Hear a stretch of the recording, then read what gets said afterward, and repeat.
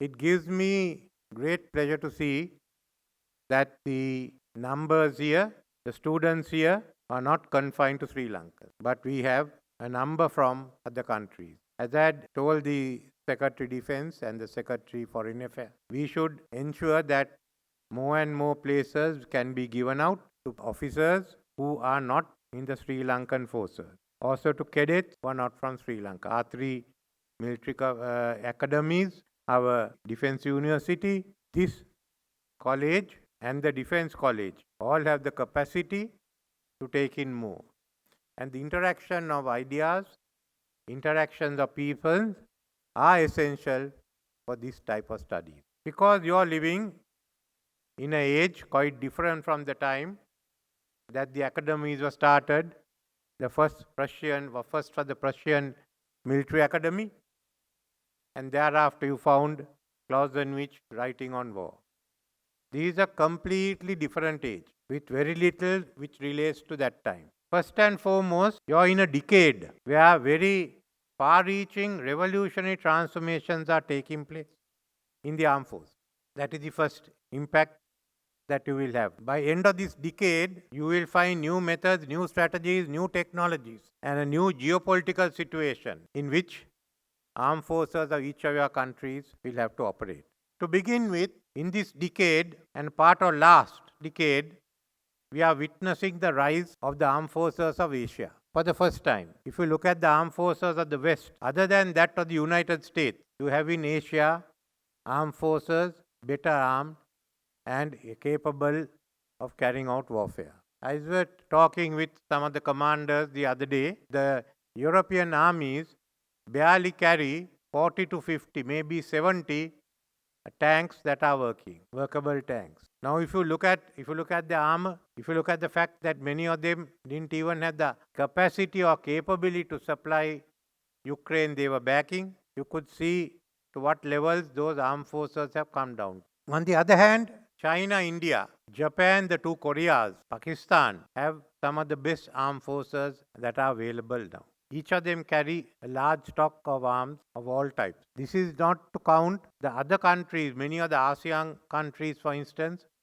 Bangladesh also have armed forces of large numbers. So you're coming into an age where the armed forces are going to be larger than that of Europe. The area where Europe had an advantage is in the navies, but very soon, in the next decade or so, even that will change.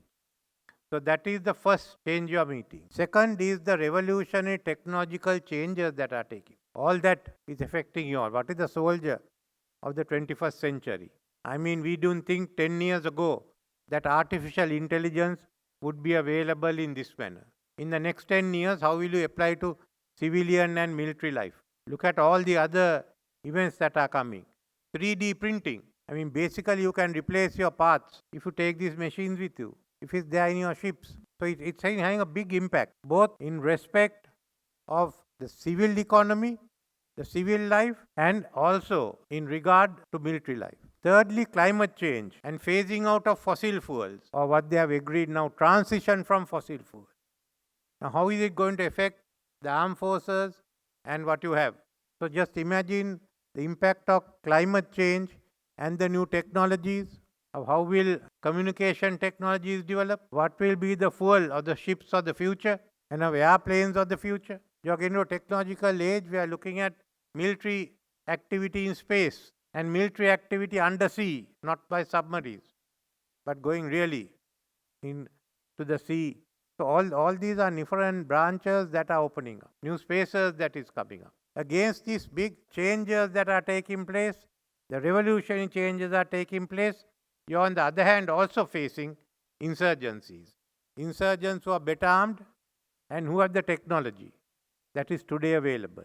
Why do insurgencies take place? Where do you go to confront it? How do you bring insurgency under control? Because with this, what is taking place now, will be a staff officer or in any other field, you will have to study not merely military strategy, but social issues, economic issues, political issues, and you will see how much nationalism, ethnic identities, religious identities play a role in warfare, as it had done thousands of years ago, even now. that is sufficient to take place. You are finding wars of small areas, small wars having big consequences. One is Ukraine, the war that is taking place. How will that end? What will happen? Certainly it will be a change Europe. But more than that, there is a war taking place now, which is going to have a big impact in our part of the world and outside. That is the war in Gaza. A war which started with an attack by Hamas on Israel, with the global sympathy on Israel, which over 2 months has now shifted to a global sympathy for Palestinians, not for Hamas, but for Palestinians. How much that has changed? How are this group of fighters taking on one of the most powerful armies in the world? They are not even an armed force. They are a political organization having a military wing to achieve their political aims. Then if you look at this war, it's different from others. Hamas can lose every battle. They say in a war, what you have to do is to win the last battle. But in this case, Hamas can lose every battle, but they'll win the war. Israel can win every battle, but they can't win the war. Because public sympathy today throughout the world has moved to the Palestinian case. So even if every member of the Hamas organization is wiped out tomorrow, the cause will not die. The next generation is already there. And instead of being confined to a small area in the Middle East, it will be one that will be global. We are seeing that impact in Europe. We are seeing that impact even in America. In the US, where its most prestigious education institutes are today split, whether it be MIT, whether it be Harvard, whether it be Penn State, or some of the others that are not mentioned. So this has been a political battle by an organization which was not military trained for this. It's a group of guerrillas, but they had planned a battle for this situation. They have put in an area very small, a few hundred square miles, 300 miles of tunnels. A new type of war. Okay, how do you fight that?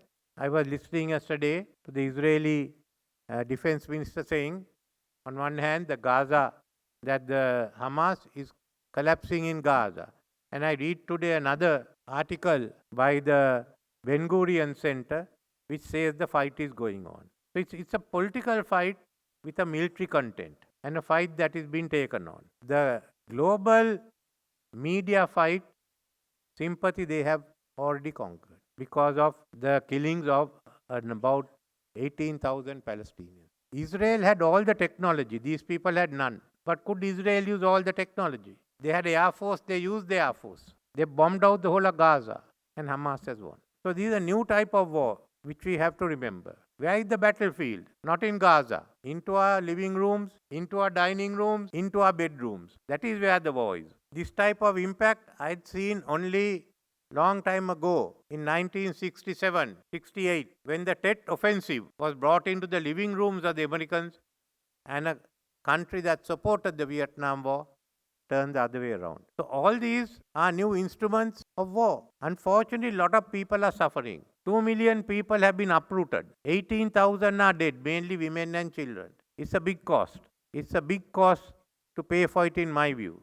But it's a war of a different nature than any of us knew. Today morning I read, Hamas has said they are willing to recognize Israel. That is a political ploy. That again diffuses the Israeli attack on Hamas. But so you're witnessing a new type of war where politics have dominated the war. They say war is the extension of politics. This seems to be politics have used war to gain its political aims in a way no one thought was possible. Because if we don't have a political solution acceptable to everyone, we are going to be dominated by this issue at least for the next decade. That we have to realize. It is not the governments of the Arab states or of the Muslim countries that will decide it. It is the people there. And it's not only going to be those who have Islam faith.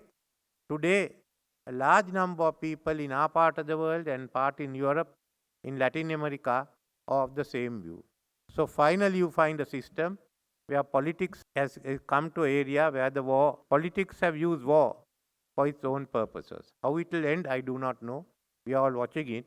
But keep in mind that this decade is going to change the nature of war in a way which was not thought possible few years ago. That's all that advice I can give as civilian and as politician, having watched the international scene for a long time, seeing that how the geopolitics and the military warfare campaigns all getting merged into one. How it will go in the future, we can't say yet.